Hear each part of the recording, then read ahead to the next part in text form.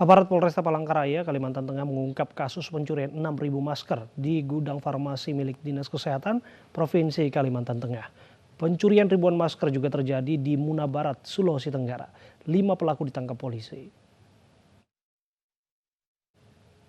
Pencurian ribuan masker di gudang farmasi milik Dinas Kesehatan Provinsi Kalimantan Tengah terekam kamera pengawas. Kurang dari 24 jam tim Resmo Polresta Palangkaraya mengungkap pencurian 6.000 masker. Aparat meringkus pelaku yang merupakan pegawai honorer cleaning service di kantor Dinas Kesehatan Provinsi Kalimantan Tengah. Petugas menyita 6.000 masker bedah dan 120 masker N95 yang disembunyikan pelaku di sekitar lokasi pencurian. Petugas juga mengamankan pakaian APD yang digunakan untuk menyamar masuk ke dalam gudang, serta sebuah kunci untuk membuka pintu gudang. Saya kabarkan Bapak, tersangka ini menguasai atau hafal atas seluk-beluk yang ada di Dinas Kesehatan mengenai barang-barang APD, sehingga setelah mencuri yang bersangkutan pun menyimpan masih di daerah perkantoran Dinas Kesehatan untuk menunggu situasi aman. Pencurian ribuan masker juga terjadi di Kabupaten Muna Barat, Sulawesi Tenggara. 5 pelaku diamankan Satreskrim Polres Muna. 1 di antara pelaku merupakan istri salah seorang tenaga medis yang bekerja di Rumah Sakit Muna. Dari tangan pelaku, petugas berhasil mengamankan puluhan masker yang belum sempat dijual oleh tersangka. Ribuan masker dicuri tersangka di gudang farmasi Dinas Kesehatan Muna Barat. Saat ini penyidik Polres Muna juga memeriksa 2 orang saksi yang merupakan penadah masker curian. 5 pelaku dijerat pasal 363 ayat 1 dan 2 KUHP dengan ancaman 7 tahun penjara. Barang bukti sebanyak 32.000 lembar masker itu seharusnya untuk diperuntukkan kepada masyarakat yang hari ini sangat membutuhkan. Namun mereka mencari keuntungan diri sendiri atau pribadi, di mana harga mereka sudah berbagi.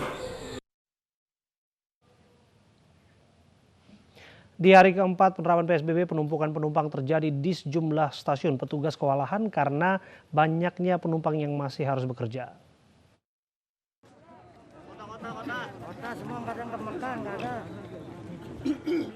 Sebagian besar penumpang komuter lain ini adalah karyawan yang masih tetap bekerja di Jakarta.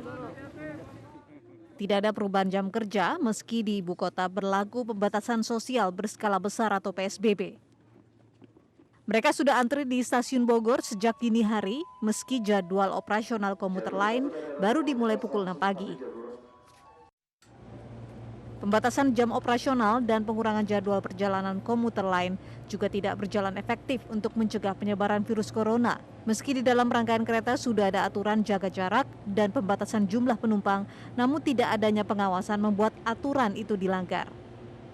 Ya, jadwal kereta lebih banyakin, jadi untuk batas-batasannya dijarakin beberapa orang baru ada, jadi biar nggak terlalu padat gitu. Jadwal operasional komuter lain dimulai pukul 6 pagi dan berakhir pukul 6 sore. Tiap hari PT Kereta Api Komuter Lain Indonesia menyiapkan 683 perjalanan KRL. Meski jumlah penumpang komuter lain turun hingga 80%, namun kepadatan penumpang masih terjadi. Tim Liputan iNews melaporkan. Pemirsa, jumlah pasien positif corona di Indonesia bertambah menjadi total 4.557 orang. 380 diantaranya dinyatakan sembuh dan 399 orang meninggal dunia. Kita patut bersyukur bahwa sudah ada 380 orang yang sembuh dari penyakit ini. 142 orang berada di Provinsi DKI sudah dinyatakan sembuh. Kemudian di Jawa Timur 73 orang dinyatakan sembuh. Kemudian di Provinsi Sulawesi Selatan 31 orang dinyatakan sembuh. Dan di beberapa provinsi yang lainnya. Kita berharap bahwa ini menjadi sebuah optimisme kita bersama bahwa COVID-19 bisa sembuh. Sekali lagi, COVID-19 bisa sembuh dan jumlah yang sembuh akan terus bertambah dari waktu ke waktu. Saudara-saudara, pada pemeriksaan hari ini kita dapatkan kasus konfirmasi positif sebanyak 316 orang, sehingga total kasus kita menjadi 4.557 orang. Yang menjadi sembuh sudah ada 380 orang.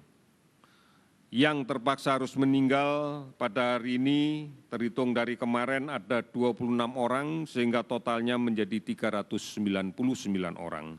Sebagian besar dari yang meninggal ini terutama pada kelompok usia di atas 50 tahun dan memiliki penyakit-penyakit komorbid, penyakit-penyakit sebelumnya. Di antaranya dari data yang kami miliki terbanyak adalah penyakit tekanan darah tinggi yang sudah bertahun-tahun, penyakit diabetes, kencing manis yang sudah berjalan bertahun-tahun, dan beberapa dengan penyakit-penyakit paru-paru yang kronis, semisal asma, bronkitis, dan TBC. Oleh karena itu, mari optimisme kita gali bersama, kita bangkitkan bersama. Penyebaran masih terjadi. Oleh karena itu, pembatasan sosial berskala besar adalah kebijakan pemerintah yang harus dipatuhi. Bukan hanya untuk diketahui, tetapi harus dijalankan dan dipatuhi. Di tengah pandemi COVID-19, kejahatan masih terjadi di sejumlah daerah. Bahkan ada pelaku yang baru mendapatkan asimilasi.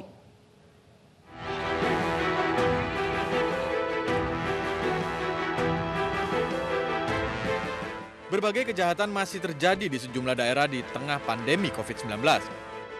Semakin maraknya kejahatan ini diduga akibat sulitnya masyarakat memenuhi kebutuhan di tengah pandemi. Sebelumnya Menkumham mengeluarkan edaran tentang pengeluaran dan pembebasan narapidana dan anak melalui asimilasi dan integrasi dalam rangka pencegahan dan penanggulangan penyebaran COVID-19. Total sebanyak 30.000 lebih narapidana se-Indonesia mendapatkan program asimilasi dan integrasi yang dimulai sejak 1 April hingga Desember 2020 mendatang. Namun sayang tidak semua napi memanfaatkan dengan baik kesempatannya agar tidak kembali ke jeruji besi. Beberapa napi kembali berulah, salah satunya Rudi, napi kelas 2B Sengkang. Pasca bebas selama 2 hari setelah program asimilasi, Rudi kembali ditangkap pihak berwajib karena kedapatan mencuri di rumah warga. Di Kabupaten Tangerang, seorang pencuri barang elektronik ditangkap polisi setelah mencoba untuk mencuri dengan modus sebagai pegawai PLN. Pelaku berpura-pura mengecek jaringan listrik di rumah korban. Ketika lengah, pelaku memasukkan laptop dan telepon genggam korban ke tas. Beruntung korban melihat aksi pelaku dan langsung berteriak. Di Riau, warga menangkap seorang pencuri yang beraksi di rumah warga. Video penangkapan pelaku viral di media sosial. Warga pun kemudian menyerahkan pelaku ke pihak kepolisian. Di Kota Jambi, seorang pengusaha pempek ditembak 2 perampok bersenjata api. Pelaku membawa kabur uang tunai 20 juta rupiah. 2 perampok diduga mengikuti korban yang baru mengambil uang tunai di salah satu bank. Korban alami luka tembak di tangan dan kaki dan telah mendapat perawatan intensif di rumah sakit. Pelaku perampokan toko emas di Pasar Kemiri, Kembangan, Jakarta Barat akhirnya dibekuk tim gabungan Polres Jakarta Barat malam tadi di daerah Sawangan, Depok, Jawa Barat. 3 jasad pelaku dibawa ke kamar jenazah Rumah Sakit Polri dini hari tadi setelah dilumpuhkan lantaran melawan saat ditangkap. Sedangkan 2 lainnya masih dalam perawatan di ruang instalasi gawat darurat Rumah Sakit Polri. Tim Liputan iNews melaporkan. Dan untuk membahas kejahatan di tengah pandemi Corona, saat ini sudah terhubung bersama kami Karopenmas Divisi Humas Polri, Brigjen Pol Argo Yuwono. Selamat sore, Pak Argo. Selamat sore, Mas Abraham. Ya, Pak Argo, bisa dijelaskan tidak tren kriminalitas di tengah wabah pandemi COVID-19? Barangkali Anda punya datanya. Jadi yang ingin saya sampaikan bahwa ini adalah per bulan ya, yang kami ambil tadi dari Asisten Operasi Kapolri, bahwa data berkaitan dengan gangguan Kamtibmas, ya, bulan Februari sampai Maret, Februari dan Maret ya. Dan kemudian bahwa data gangguan Kamtibmas ini terdiri dari ada kejahatan, ada pelanggaran, ada gangguan, dan ada bencana. Jadi kalau kita lihat di bulan Februari itu ada 17.411 ini, kemudian di bulan Maret itu ada 20.845. Jadi ada peningkatan kenaikan 19,72% ini ya.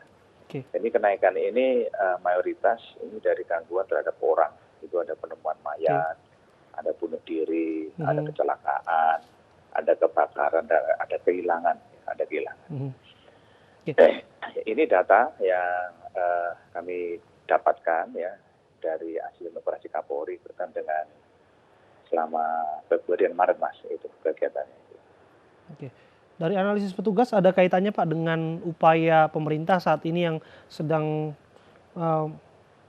menekan ataupun memutus mata rantai penyebaran COVID-19? Tentunya bahwa dengan adanya kegiatan ini upaya Polri itu ada preventif.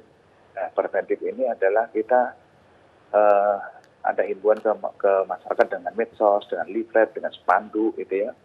Dan kemudian juga ada public address yang kita gunakan. Kita sudah ada himbauannya itu 66.321 kali dalam kita memberikan himbauan. Dan juga ada kita patroli dengan TNI. Dan kita juga memberdayakan peranata sosial yang ada. Terutama itu ada RT, RW, dan lurah. Di sana kan juga ada Pabrik Kamtimas dan Babinsa yang nanti di-backup oleh Koramil dan Polsek.